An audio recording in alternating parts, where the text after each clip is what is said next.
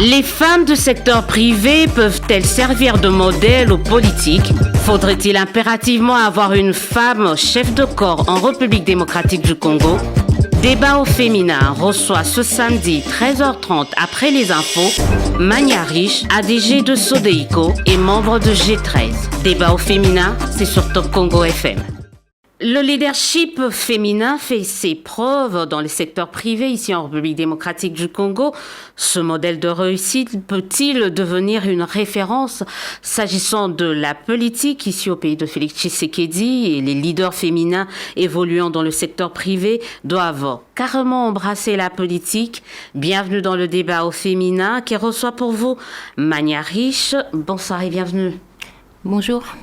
Alors, vous êtes ADG, administrateur délégué général de Sodeïco, mais également vous êtes à la tête d'une structure que vous appelez Congo Peace Center. Et très récemment, on vous a découvert parce que vous avez intégré le G13. Oui, c'est exact. Alors, on commence par votre société, en tout cas Sodeïco. Parlez-nous en quelques minutes de Sodeïco. C'est quoi Sodeïco? Alors, Sodeïco, c'est une société spécialisée en ressources humaines.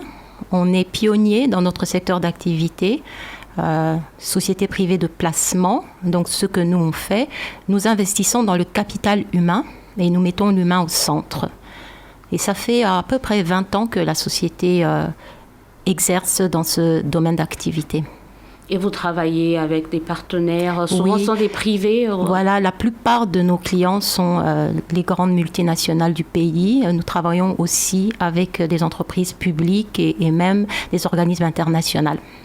Récemment, vous avez travaillé, en tout cas c'est Sodeïco qui a travaillé avec, dans le cadre du programme 1000 jeunes professionnels avec la fonction publique. Oui, c'était dans le cadre de recrutement.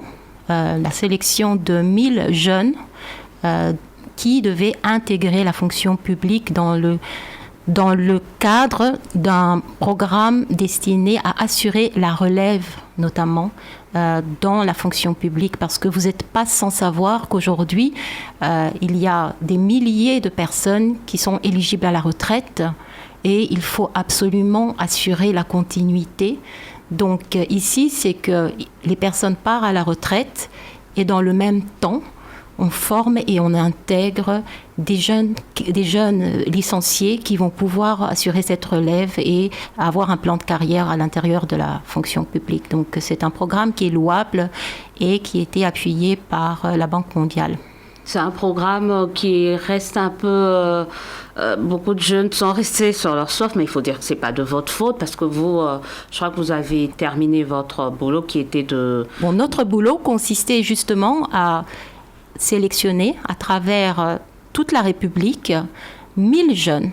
Et c'était un programme provincial, de relève provinciale, c'est-à-dire 38 jeunes étaient éclatés par province pour pouvoir travailler ensuite dans les provinces respectives. Il y a eu une quarantaine de milliers de jeunes qui ont postulé. Et à la fin, il y a eu les heureux sélectionnés. La concurrence a été très, très rude. À Kinshasa notamment, il y a eu énormément de jeunes qui ont postulé. Près de 20 000 jeunes qui ont postulé. Et beaucoup n'ont pas du tout démérité.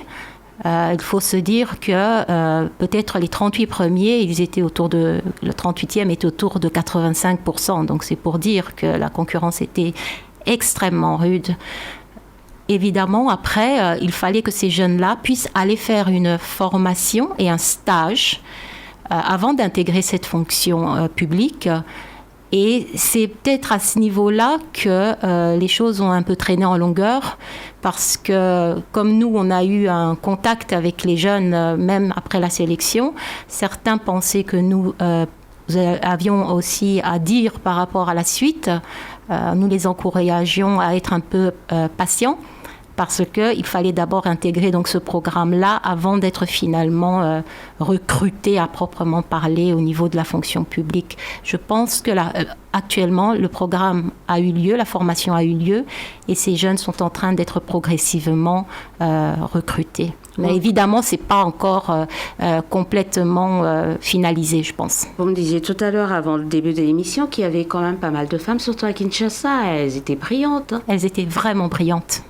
Et parmi le top 10, il y a eu beaucoup de femmes à Kinshasa et même dans les autres grandes villes du pays. Là où on a eu peut-être un peu moins de femmes qui ont été sélectionnées, c'est en proportion, et c'est dans les Kasaï. Votre avis, pourquoi? Les études disent qu'elles ont tendance à faire peut-être moins d'années en termes... Maintenant, je parle au niveau régional. Hein. Oui. Elles ont tendance à faire moins d'années d'études, proportionnellement parlant, par rapport aux autres femmes du pays. D'accord. Donc là, c'était pour Sodeiko. Vous êtes là sur plusieurs casquettes, 3 en une. Alors, Sodeiko, on a essayé de comprendre maintenant Congo Peace Center. Oui. Congo Peace Center. Ma deuxième casquette? Oui, votre deuxième casquette. D'accord. Alors, Congo Peace Center, c'est une structure qui a œuvré dans la résolution des conflits et qui continue à œuvrer dans la résolution des conflits. Nous avons eu à organiser ce qu'on appelle des dialogues communautaires. Donc, nous allons sur le terrain. Nous mettons les communautés qui ont des conflits ensemble. Et elles essayent de régler ou du moins discuter de leurs différends pour trouver des solutions communes. Les gachacha, comme on le disait, je ne sais pas, au Rwanda ou c'est ici la particularité, c'est pas que les communautés qui se mettent ensemble, c'est les notables, les chefs coutumiers, le gouvernement provincial et local au niveau des territoires, et ils essayent au fait de trouver un projet de développement commun. Au lieu de regarder les divergences qu'elles ont, est-ce qu'elles peuvent se regrouper, ces communautés, autour de quelque chose de commun, souvent des projets de développement qui sont communs à tous. Et ça, c'est très intéressant parce qu'on le voit comme ça dure plusieurs jours, une sorte de dialogue communautaire de ce type. Au bout, par exemple, de la troisième journée, alors que le premier jour, les gens se regardent en chien de faïence, le troisième jour, on mange ensemble, on discute, on commence à parler développement, projet commun et... J'encourage d'autres qui œuvrent dans ce secteur d'essayer de pousser justement à ces convergences entre communautés. Et il y a des projets qui ont déjà été mis en place dans le cadre de ce programme? Alors, notre projet était de pouvoir occasionner ces dialogues, faire ces plans locaux de développement. Il y a un édit au Nord Kivu qui a été aussi voté au niveau du Parlement provincial suite à ces dialogues communautaires qui met en place des structures qui sont des structures de suivi qui justement vont faire le monitoring de ce qu'ils appellent le plan local de développement de chaque territoire. Et ce projet ici, ces genres de programmes ont été dupliqués aussi dans d'autres zones conflits ou post-conflits, parce que l'idée, c'est d'essayer d'autonomiser le plus possible les territoires pour justement qu'ils prennent le leadership de leurs propres problèmes avec seulement l'appui des autres. C'est eux les experts de leur territoire, c'est eux qui savent quelles sont les vraies problématiques et ils ont juste besoin d'appui pour les résoudre. On ne vient pas faire les choses à leur place. Vous êtes avec Sodeiko, ça marche plutôt bien. Vous n'avez pas à vous plaindre quand même de Sodeiko. Vous êtes avec Congo si Dieu Peace. Le veut, comme on dit. Congo Peace est là, Congo Peace Center est là. Qu'est-ce que vous êtes allé faire à G13, qui est une plateforme, pas une plateforme, un regroupement, pas un regroupement non plus, mais une organisation politique, si on peut dire ça comme ça. Qu'est-ce que vous êtes allé faire là-bas? Bon, je ne définirai pas le G13, bien que c'est vrai que c'est majoritairement composé de députés, mais je ne définirai pas le G13 comme un regroupement politique. Et personnellement, moi, mon engagement, qu'est-ce qui m'a fait...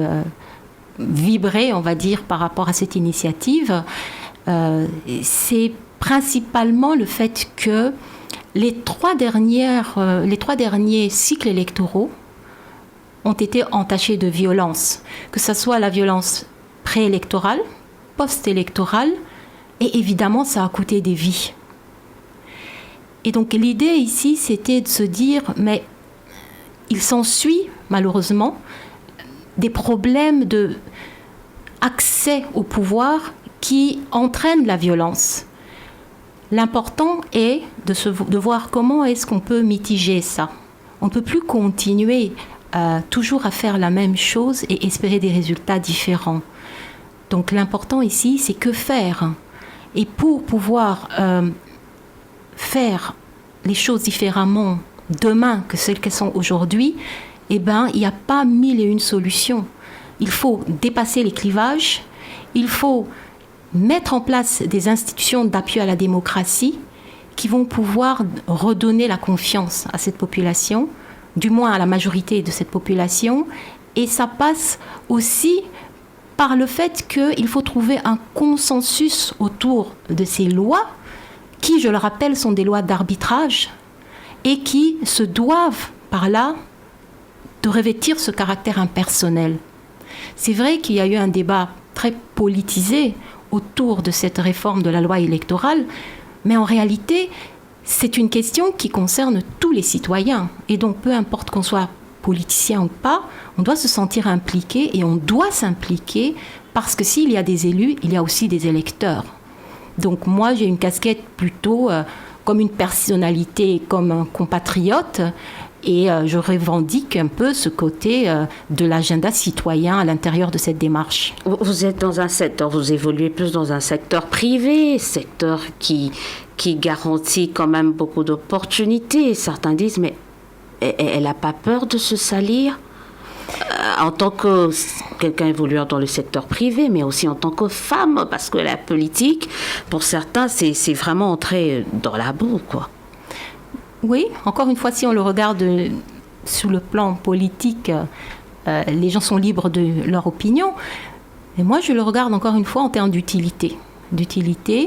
De voir qu'est-ce que l'un et l'autre, l'une et l'autre, parce qu'en tant que femme, je revendique une place à l'intérieur de la réflexion autour des réformes de mon pays.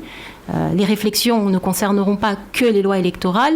Les réformes concernent aussi comment diminuer la misère et assurer un développement harmonieux et inclusif dans le pays.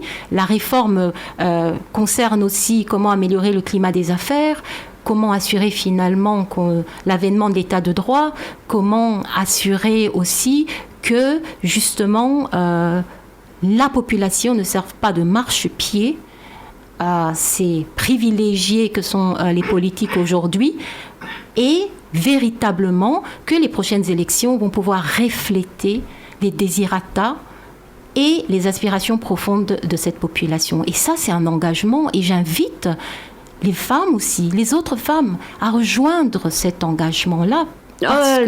C'est ça aussi le problème. On se dit, je disais peut-être dans mon mot d'introduction, les femmes dans les secteurs, les leaderships féminins dans les secteurs privés n'est plus à démontrer. On voit les femmes, elles font des merveilles quand elles assurent des hautes fonctions dans les secteurs privés. Mais on ne voit pas les mêmes femmes avoir ce même leadership dans la politique. Est-ce qu'il faudrait peut-être qu'il y ait un transfert des femmes des privés vers la politique ou comment? Oui, faites des recherches en termes de leadership, on appelle ça leadership au féminin. Le secteur privé commence à démontrer ses preuves. Désormais, les grosses entreprises dans le monde se conjuguent au féminin. Il est démontré que le leadership féminin a tendance à augmenter la productivité et la performance des entreprises lorsque les femmes dirigent ces entreprises. Ce n'est pas moi qui le dis, les études tendent à le démontrer. Alors le clivage vers la politique, si les femmes peuvent venir apporter les valeurs féminines du leadership, pourquoi pas? C'est aussi à encourager pour celles qui le souhaitent. Les femmes du secteur privé, parce qu'elles ont de la matière. Il y a de la technocratie, il y a de la matière, bien sûr. Est-ce que peut-être aujourd'hui on souffre de ce déficit dans la politique, justement parce que ces femmes-là du secteur privé sont réticentes. Elles ne veulent pas justement peut-être se salir, entre guillemets. Elles ne veulent pas, elles veulent regarder les choses au loin. Bon, si on regarde la politique et qu'on essaye de la définir de manière, selon l'étymologie de la politique, c'est la manière de gérer la cité. Donc, la connotation de la gestion existe en politique. Et lorsque c'est la gestion de l'État qui prend le dessus, lorsque c'est la notion de la redevabilité, comme ça existe au niveau du secteur privé, lorsqu'on parle de la performance, lorsqu'on parle finalement du rendement, et si on peut transposer ce genre de réflexion dans le domaine politique, je pense que les femmes du privé en ce moment-là pourront comprendre leur utilité à éventuellement, pour celles qui le souhaitent, se lancer à des nouveaux défis. On revient à G13, vous étiez la seule femme, à votre avis, pourquoi ? D'abord, je déplore d'avoir été la seule femme. Et j'ai déploré ça au sein de mon groupe de gaillards, comme je dis. Mais rapidement, c'est vrai que s'il n'y a pas eu plus de femmes qui ont été visibles, on va dire, de manière formelle, il y en a plusieurs qui ont rejoint le G13 et qui ont été comme des relais, comme des personnes de contact, et beaucoup de femmes parmi celles-là. Elles ont même apporté un cahier de charge, notamment pour s'assurer que lorsque le consensus serait trouvé autour de ces lois, que évidemment la dimension de la parité, qui est consacrée dans l'article 14 de notre Constitution, soit bien intégrée. Et donc, ça ne vous a pas dérangé J'ai essayé de leur demander d'être plus visibles. C'est vrai que nous avons eu à consulter des organisations de femmes, et notamment des organisations donc, de la société civile, mais aussi des organisations de femmes parlementaires, que ce soit des organisations au sein des partis politiques, le genre était représenté dans les personnes que nous rencontrions. Il y avait en général des femmes qui venaient aussi dans les échanges. Et au niveau des jeunes, il y a eu aussi pas mal de représentations des jeunes femmes qui ont participé. Donc c'est vrai que dans un iceberg, il y a ce qu'on voit, et puis il y a cette énorme masse de personnes qui contribuent finalement à la matérialisation d'un projet, la matérialisation d'une loi, qui sont peut-être moins visibles, mais qui ne sont pas moins actifs ou même ont contribué énormément à la matérialisation de ça. Alors, comment ça se passait avec le G13 ? Vous êtes allé vers ces grands gaillards, donc tu étais à Lyon, ou ce sont eux qui sont venus vers vous pour dire, écoutez, nous, on a ça comme initiative. Comment ça s'est passé ? L'appel, on l'a lancé le 11 juillet. En listant un certain nombre de problématiques qui existaient donc au pays. Ce n'était pas seulement la problématique des élections, mais au fait, le problème de manque des élections transparentes ou bien des élections qui entraînent des conflits entraîne un certain nombre d'autres conséquences.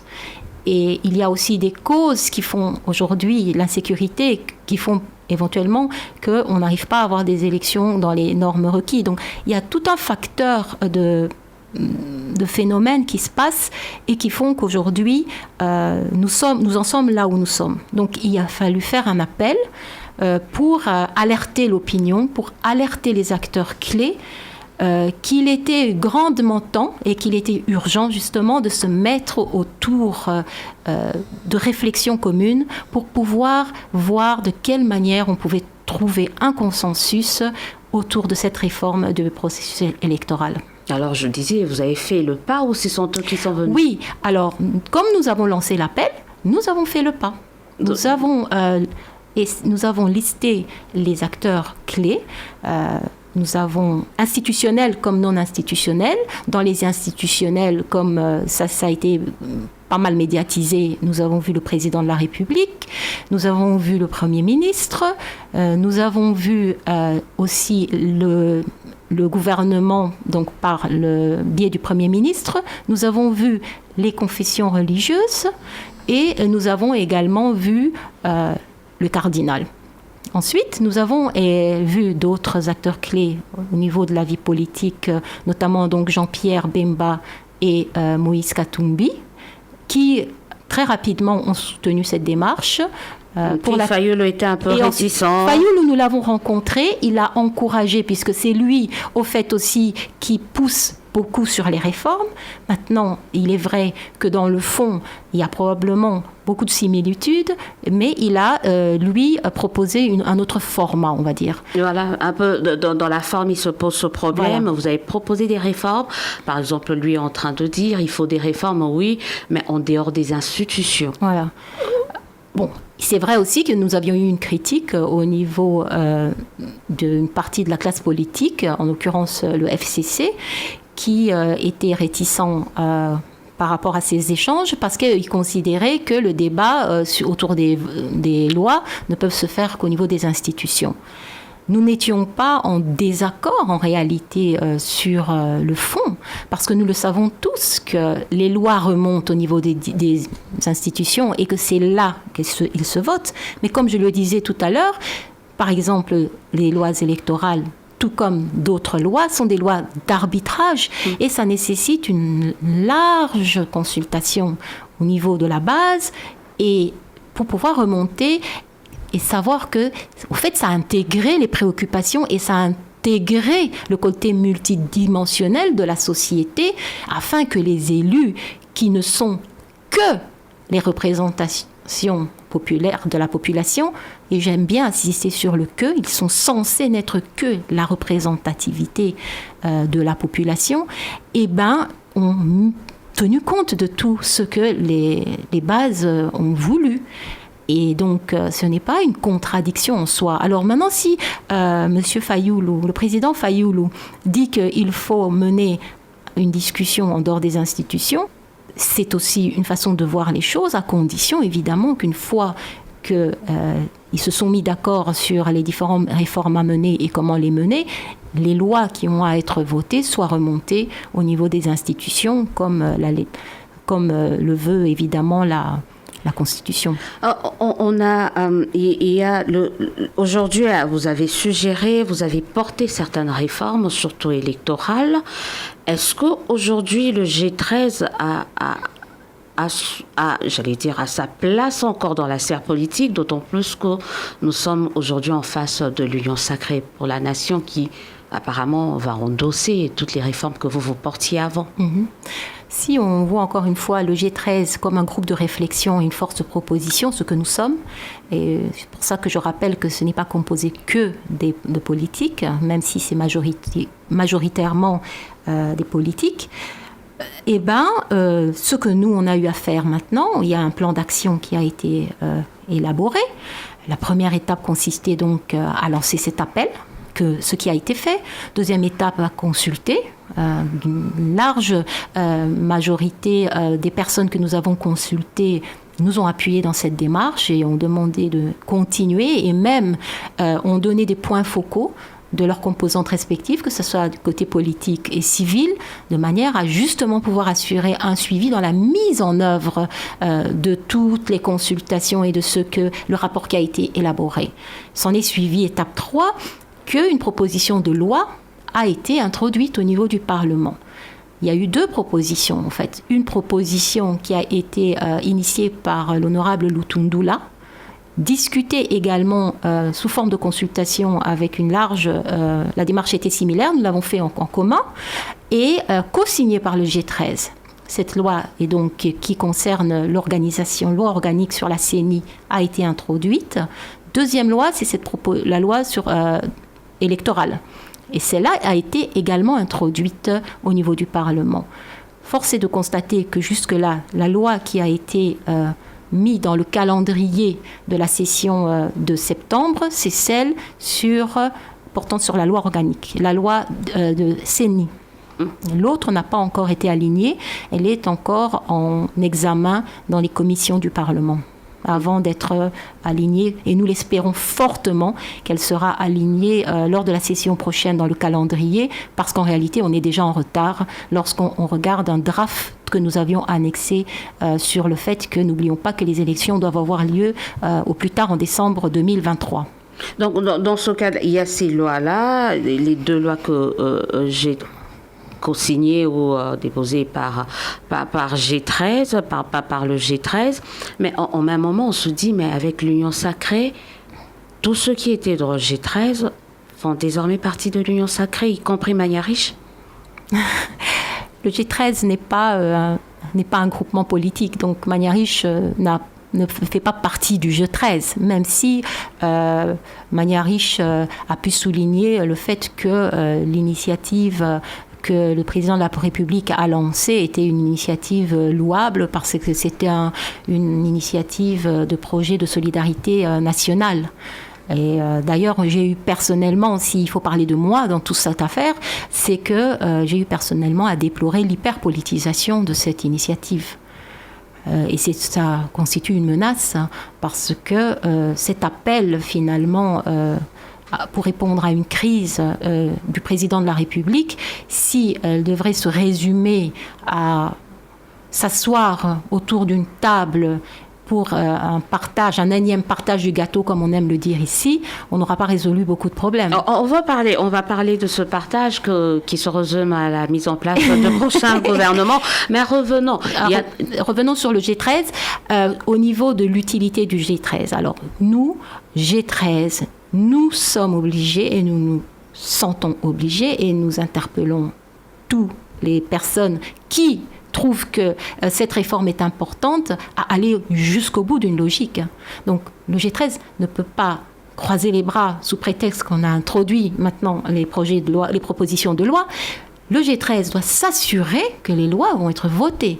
Le G13 doit s'assurer que effectivement le calendrier proposé, même avec amendement, va être matérialisé afin qu'on puisse avoir des élections apaisées, crédibles, qui répondent aux normes à l'horizon 2023.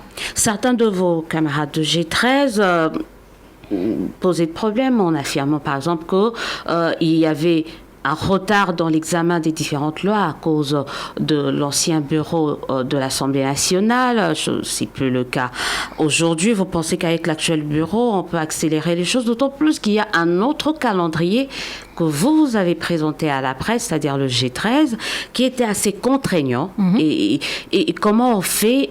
Est-ce que les élections en 2023, au regard de votre calendrier que vous avez à présenter, est à oublier, parce que là, les dates, elles ne correspondent plus. Écoutez, c'est vrai qu'il faut une course. On est en train de courir derrière le temps. Hein. Le plus grand risque aujourd'hui pour ne pas avoir les élections en 2023, on le sait tous, c'est le temps. Le calendrier qui avait été proposé donc, et aussi présenté à la presse, c'était un calendrier qui supposait que la loi organique portant sur la CENI allait être votée à la session de septembre. Et ce qui veut dire que ça supposait également que le bureau de la CENI, la composition du bureau de la CENI serait connue et que le bureau de la CENI serait installé pour commencer enfin à travailler. Nous avons passé septembre, aujourd'hui donc nous sommes déjà en février, nous sommes en train d'attendre la prochaine session, ce qui veut dire que si l'on doit regarder le calendrier stricto sensus, nous sommes en retard. Nous sommes véritablement déjà en retard. Les conséquences, commençons déjà à dire aux gens, on n'aura pas les élections en 2023. On ne va pas encore aller jusque-là, mais il est temps de redoubler d'efforts et de mettre les bouchées doubles pour rattraper déjà ce retard que je viens d'énumérer, qui finalement est le déclic de tout le reste. Le grand combat qui s'est mené entre le FCC, oui, c'était une grande partie du FCC, enfin l'ancien FCC, on ne sait plus comment trop les appeler, et le reste du monde, le reste de la RDC en gros, c'était de se demander est-ce qu'il fallait d'abord installer le bureau de la CENI et ensuite amorcer la réforme, ou d'abord amorcer la réforme, c'est-à-dire voter cette loi de la révision de la loi sur la CENI et ensuite mettre en place le bureau de la CENI. Je crois que la réponse est assez claire.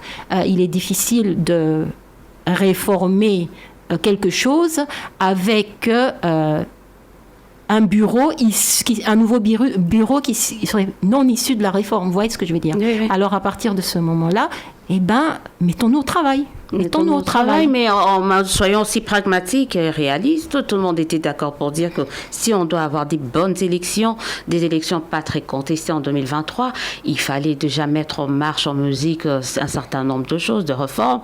Mais là, on est pratiquement à 2 ans, par exemple, parce qu'on ne va pas compter 2023, qui est une année électorale.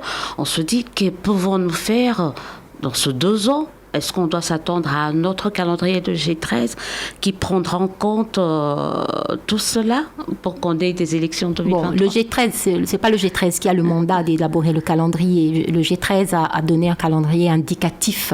C'est le bureau de la CENI qui doit nous présenter un calendrier contraignant, parce qu'il y a une contrainte constitutionnelle, c'est qu'on doit faire ces élections en 2023. Alors que les élus fassent un travail rapide de nous voter cette loi, parce que tout découle de là, et à partir de là, que les politiques et la société civile mettent en place ce bureau de la CENI. Comme ça, à partir de ce moment-là, un calendrier formalisé va nous être publié, et ça va dépendre maintenant du leadership et de la CENI, du bureau de la CENI, du nouveau président de la CENI. Certains reprocheraient aux G13 d'avoir servi, en fait, donner de béquille à l'actuel pouvoir de Kinshasa, à l'actuel président, justement pour essayer de mettre, de rompre sa coalition avec le FCC, parce que voilà, vous avez été le premier, pas le premier, mais parmi les premiers à parler de ça, des réformes, et que certains d'entre vous pointaient du doigt ce manque de volonté politique dans le chef des certains anciens du FCC. Est-ce que vous avez ressenti cela? Parce que tout à l'heure, vous parliez déjà de la politisation de votre démarche aussi. Est-ce que, d'une manière ou d'une autre, vous n'avez pas servi de béquille au chef de l'État pour qu'il mette en place l'union sacrée? Béquille, bon, ça dépend de la manière dont chacun veut l'interpréter.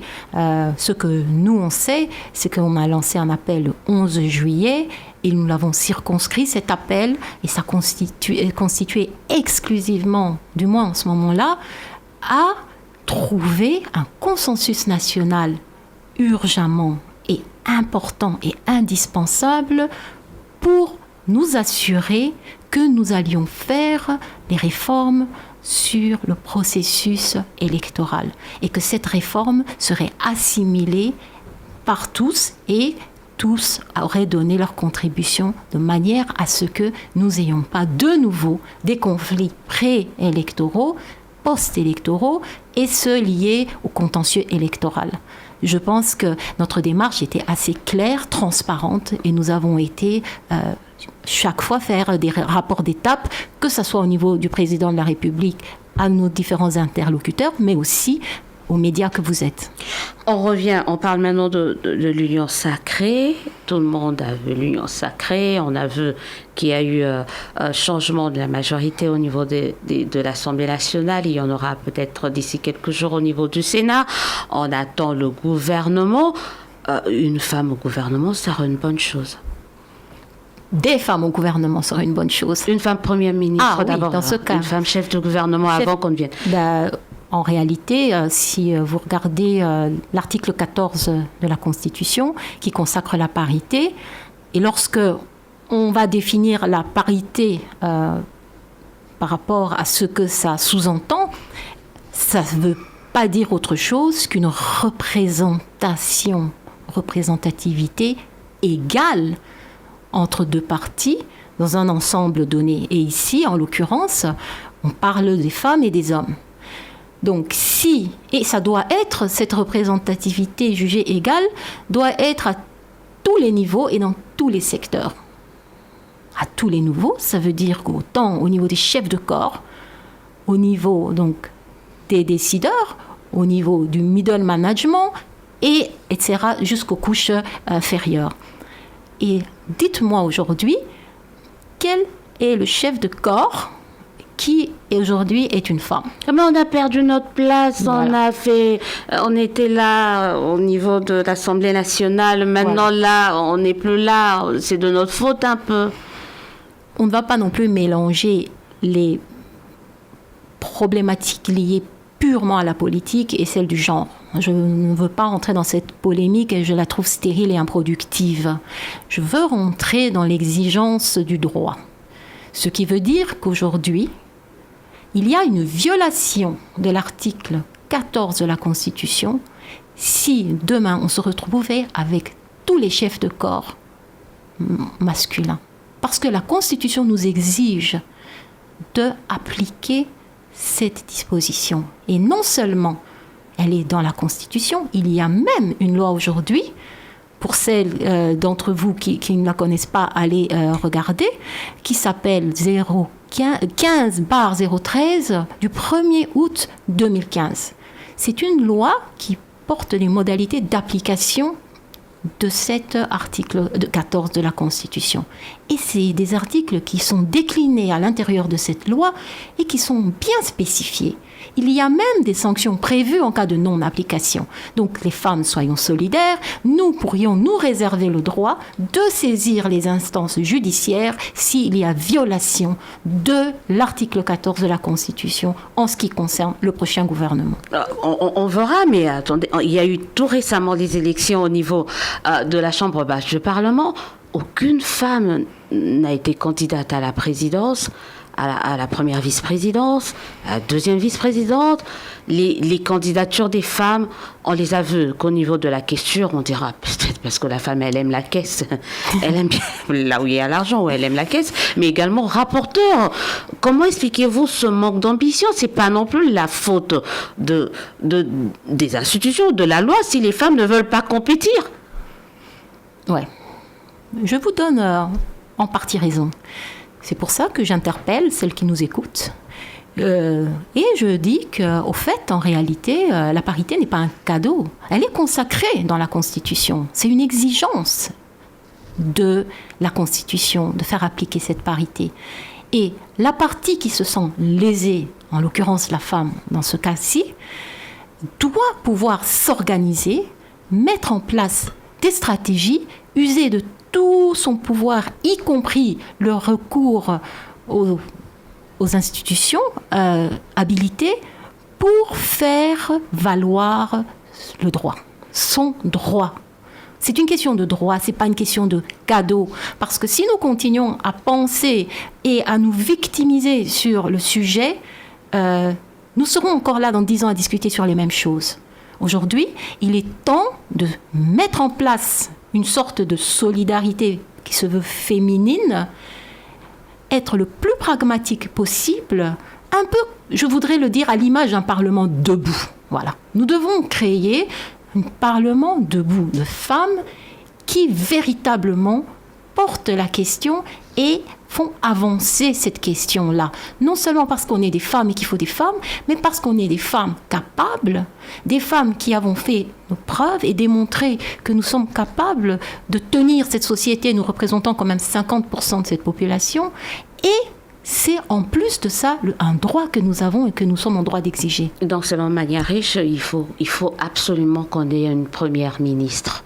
Une chef de gouvernement femme, serait que justice, quoi. Pour le moment, il y a aussi le Sénat qui n'a pas encore été pourvu. Donc, ce qui est important, c'est qu'il y a une représentativité d'une femme chef de corps. Chef de corps. Voilà. J'espère que le message est entendu et que les femmes sont en train de nous suivre. Et comme vous avez parlé de ce Parlement debout qui sera peut-être structuré et qui va être mis en place pour justement booster la concrétisation de cette façon de voir ou de faire les choses dans notre pays. Gouvernement, vous au niveau de G13, vous avez voulu qu'on ait un gouvernement de 35. Voilà. 35 dans un pays de 80 millions. Vous savez, aux États-Unis, aux États-Unis, ils sont 300 millions. Les cultures sont différentes et puis c'est un État fédéral. Nous n'avons pas les moyens d'avoir un gouvernement en réalité, même pas un gouvernement de 35. C'est facile de dire ça, surtout quand on n'est pas aux affaires, mais mettez-vous à la place de ce président de la République qui vient de mettre en place une union sacrée où il y a des petits, des uns et des autres. Il faut contenter un grand nombre. Il fait comment, à un certain moment, on tient compte de ces réalités de terrain. J'aime bien votre question parce qu'elle provoque, au fait. Elle provoque et elle titille. L'important ici n'est pas de nourrir les gaillards, comme je les appelle. L'important ici est de s'assurer que le prochain gouvernement va pouvoir amorcer justement ces réformes. Un gouvernement de mission qui va pouvoir amorcer ces réformes, constituant à amener la RDC vers un meilleur devenir. Rappelons-le tout de même que le Congolais moyen touche moins de $2 par jour. Okay? Dans un pays que d'aucuns qualifient de véritable scandale géologique, comme on a l'habitude d'entendre. Nos ressources, nous les avons identifiées.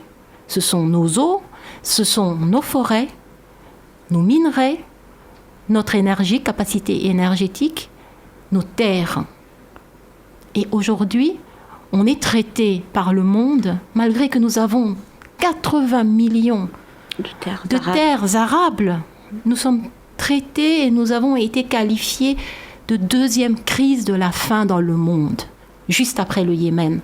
Avec 13 millions de personnes, encore plus maintenant avec le dernier, millions maintenant, je crois, voilà, dont 5 millions d'enfants qui souffrent de malnutrition sévère. Est-ce qu'on peut se regarder dans la glace et tous les matins se lever et se mettre dans sa belle Jeep et se dire que tout va bien? Le pays est au bord de la faillite. Excusez-moi de le dire.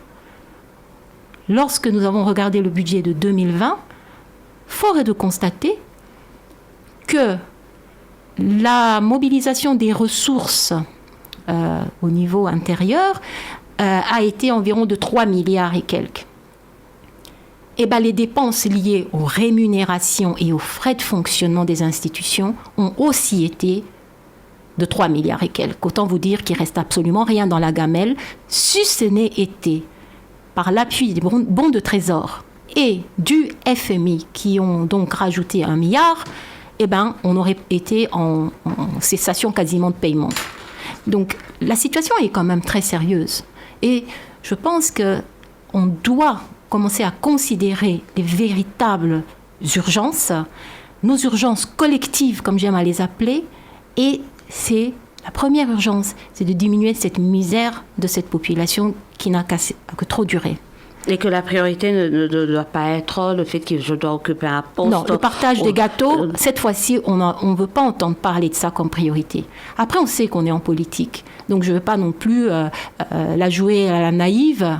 Même si nous sommes partisans de plus d'altruisme en politique, on sait aussi que la politique est tout sauf l'armée du salut. Donc, évidemment, il y a des discussions qui vont se tenir sur le plan purement politique, mais de grâce, mettez quand même ensemble dans le panier la dose de réalisme politique et celle des urgences, des impératifs qui font que si on ne fait pas quelque chose de différent à partir de maintenant, eh ben, nous sommes amenés à imploser, au fait. Alors, en parlant des urgences, il y a une autre urgence, surtout dans la partie nord-est du pays, avec l'afflux des réfugiés centrafricains. On a rencontré presque 100 000. Si on ne fait rien, ça risque d'imploser aussi de ce côté-là. Oui, et c'est bien que vous le rappelez. Bien sûr, c'est une urgence. Et c'est une urgence qui n'attend pas un nouveau gouvernement, qui n'attend pas un nouveau bureau de parlement. C'est une urgence qu'il faut y régler immédiatement. Ça demande une tripartite entre le HCR, le gouvernement de la République et le pays d'où le conflit vient. Parce que ce conflit vient justement de la Centrafrique. À l'issue des élections contestées, il y a eu des violences et on a un afflux massif de réfugiés. Ça s'est passé dans notre pays, dans d'autres coins de la République, il y a des années également. Et on doit se saisir de cette problématique aujourd'hui parce que non seulement toutes ces personnes qui affluent sont complètement dépourvues de tout, évidemment, mais aussi nous, en tant qu'État, puisque une tripartite voudrait qu'on mette un cadre d'action en place qui regarde les équilibres entre ce que nous pouvons faire comme État d'accueil, ce que le HCR peut faire comme institution habilitée et comment le pays d'où ces réfugiés sont venus entend faire le retour de ces réfugiés une fois que les conditions de sécurité d'urgence auront été résolues chez eux. Sinon, nous risquons de nous retrouver avec des réfugiés qui sont c'est conjoncturel, qui risqueraient de devenir une permanence. Vous voyez ce que je veux dire. Et là, ça créerait des conséquences, notamment sur le fait qu'il y a des autochtones, il y a des populations qui habitent dans ces localités et qui possèdent des terres et qui cultivent des terres. Et le fait, éventuellement, qu'il y ait des réfugiés qui arrivent massivement, peuvent, au bout d'un certain nombre d'années, si ce n'est pas résolu comme il le faut, devenir plutôt, de nouveau, une source de tension et de conflit, comme on a pu le voir ailleurs, alors que cette fois-ci, il faudrait faire les choses en amont. Voilà, il y a comme ça beaucoup les phénomènes de ce genre, ça risque de se disséminer à travers le pays. Vous avez des Mbororo qui ne sont pas des réfugiés, voilà, mais des éleveurs, mais qui occupent des parties. Bien sûr. On est encore en proie aux FDLR, qui ça fait des années, ça traîne. Donc il ne faudrait pas rajouter à ces deux phénomènes, ces différents phénomènes, un autre phénomène. Mania Riche, merci d'avoir répondu. Merci à vous aussi de m'avoir invité, c'était gentil. Ah, mais merci pour votre disponibilité. Merci aux auditeurs, téléspectateurs, internautes. Vous êtes de plus en plus nombreux à nous suivre, à nous faire confiance. Merci. Ça fait presque un mois qu'on a débuté cette aventure avec vous. On va la poursuivre. Nous invitons les femmes à venir nombreuses participer. Et on sera toujours là, disponible. C'est-à-dire, Top Congo n'attend pas le mois de mars pour accorder la parole à la femme. Bravo pour ça. Bravo pour ça, Top Congo. Toute l'année, les micros de Top Congo sont là pour essayer d'écouter, d'entendre, de faire parler la femme. Merci en tout cas d'avoir été de nôtres. Merci Élisée. Merci à vous. On se dit au revoir et à très très bientôt. Merci à toute l'équipe technique pilotée par Miguel Mena. On s'est dit au revoir et à très très bientôt. Les femmes du secteur privé peuvent-elles servir de modèle aux politiques ? Faudrait-il impérativement avoir une femme chef de corps en République démocratique du Congo ? Débat au féminin reçoit ce samedi 13h30 après les infos Mania Riche, ADG de Sodeïco et membre de G13. Débat au féminin, c'est sur Top Congo FM.